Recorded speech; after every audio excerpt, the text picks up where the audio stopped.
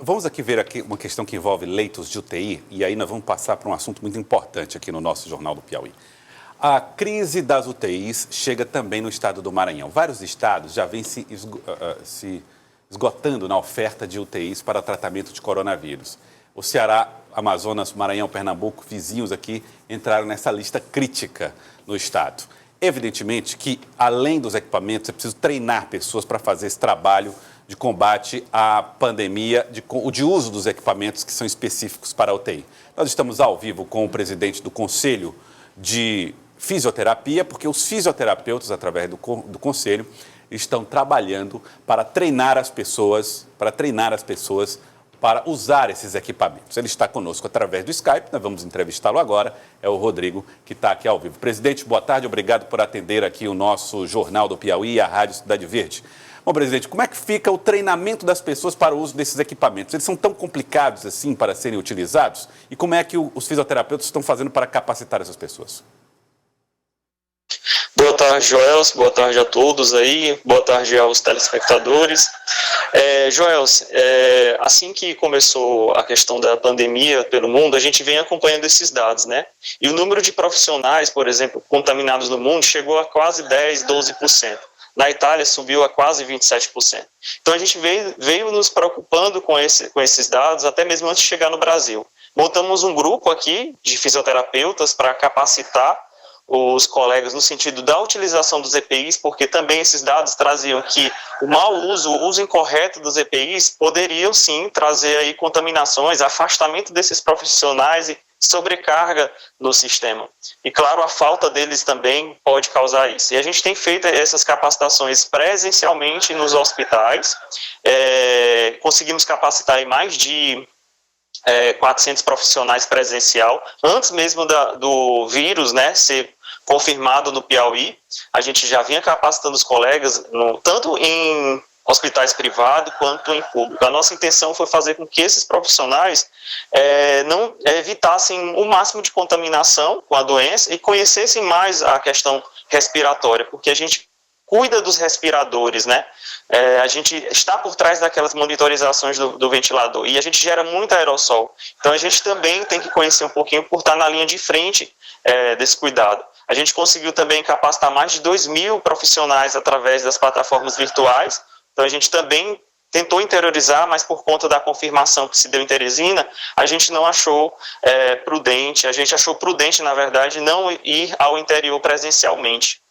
Lembrando que no Brasil já passam de 8% o número de profissionais de saúde contaminados e afastados. Isso sobrecarrega o sistema, porque precisa de profissionais capacitados e especializados para atuar dentro das unidades de terapia intensiva, né, por conta da complexidade que se dá.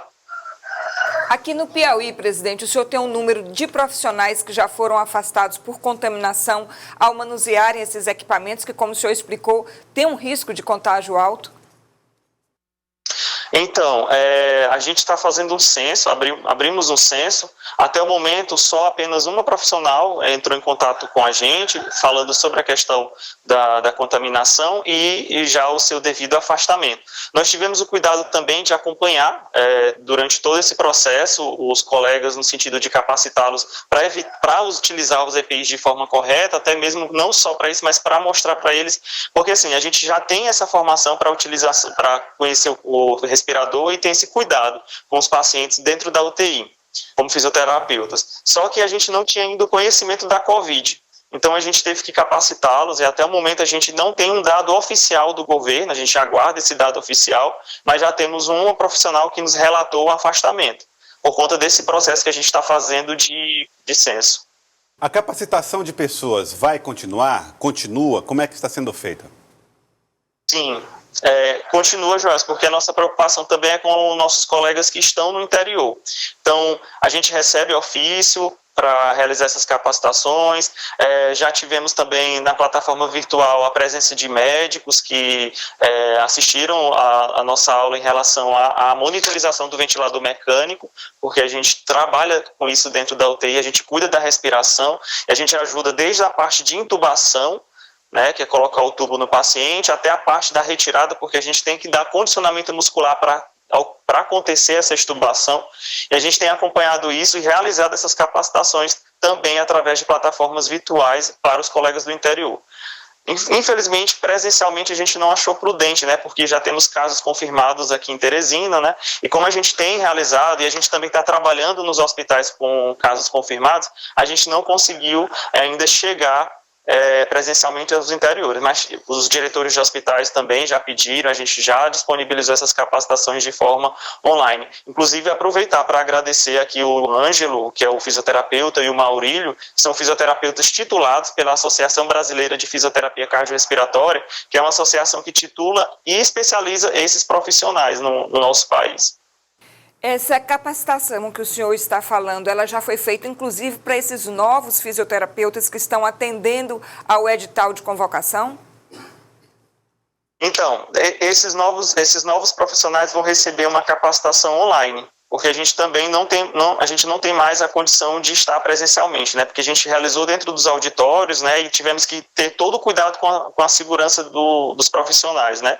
Mantendo a distância. Então, a gente está realizando isso de forma virtual, né? A gente gravou essas aulas e está disponibilizando nas nossas plataformas, até mesmo nas nossas redes sociais. E quando há necessidade, a gente faz aí reuniões com a equipe para discutir os casos. Então, a gente tem acompanhado porque a gente conseguiu formar essa comissão dentro do Conselho Regional de Fisioterapia e Terapia Ocupacional para prover. A nossa intenção é fazer com que a sociedade tenha melhor qualidade na assistência da fisioterapia dentro da unidade de terapia intensiva. Então, a gente quer que morram menos pessoas, né? E qualquer alteração no parâmetro do ventilador pode sim lesionar o pulmão, até mesmo porque ele perde a capacidade pulmonar aí de 30% após a extubação. Então, o paciente ele vai passar ainda muito tempo realizando a fisioterapia para melhorar essa capacidade pulmonar. Agradecer ao senhor, doutor Rodrigo. Muito obrigado, presidente do Conselho Regional de Fisioterapia e Terapeutas Ocupacionais. Eu que agradeço. Muito obrigado pela participação e desejamos sorte no trabalho de capacitação dessa mão de obra. Muito obrigado, doutor Rodrigo. Bom, duas coisas chamam a atenção, Cláudia. Primeiro, a falta cada vez maior de necessidade de presença para qualificação, né? Qualificação acontecendo à distância.